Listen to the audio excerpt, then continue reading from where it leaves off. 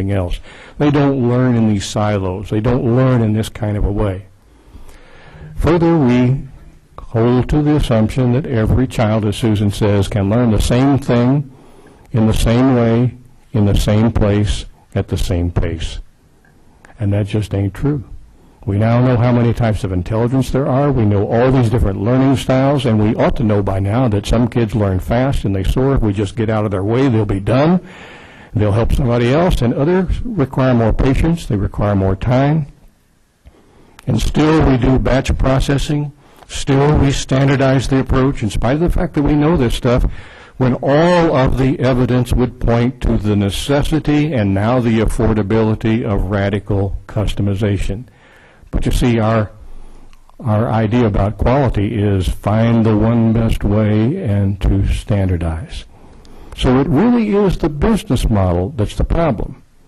Now, meanwhile, as Susan's already foreshadowed, this disruptive innovation has been lurking just outside this dominant business model. It's growing. It had to be my turn. Maybe this is the sound of disruption.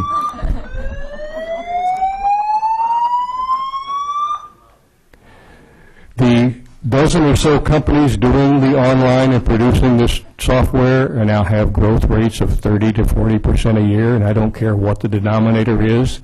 So pretty soon that gets to be pretty big. And it's just like every other classic disruption. The first generation of this stuff was not very good. It barely mimicked what you could get in the classroom. And then we went through sort of the 2.0 phase, in which it began to get better, more colorful, more interesting, a wider scope of offerings. And Susan knows more about this than I do, and surely Terry does as well. But I think of the online platform now as moving rapidly into the 3.0 phase, in which if you go out there and you look at this stuff, it is more robust, it's more interactive, it's more differentiated by learning style, and in most areas of the curriculum, you can find now something better than you're going to get in 99% of live classrooms. You can go to the British Museum and have a tour like you probably couldn't get if you were there live. You can dive with divers off of northeastern Australia into the coral reefs. You can learn to play the guitar. You can learn a language. Check out the Chem Lab course. It's better than anything you're going to get in anybody's classroom. Go to the library, get the Bunsen burner so you know how that smells as well. So that is out there, and the case we make in the book is that by 2018, alarms are going to go off, and this will inexorably, no matter what you believe and no matter what your preferences are, no matter how much resistance you want to mobilize, this is going to be the dominant way that education is conducted, because it's already the dominant way that kids are learning. And if you think there's a moral case to resist it, forget it.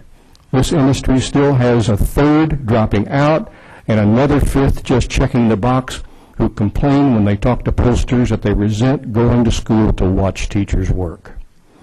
So if that weren't the moral imperative, the technology thing is absolutely going to run over all of it. So as I said, we can either learn to innovate, we can learn to open to these platforms. The two big theories of action, the two big elements of a theory of action that come out of all the research across all the industries are, if you want to involve yourself in the disruption and not just be the object of it, you have to provide separate space and radical autonomy. And if we had time, I could tell you every industry in which somebody has survived the disruptive innovation, they've created separate space to do something new, and they've given the people in that space radical autonomy. But as I say, there is an alternative. Learn Mandarin.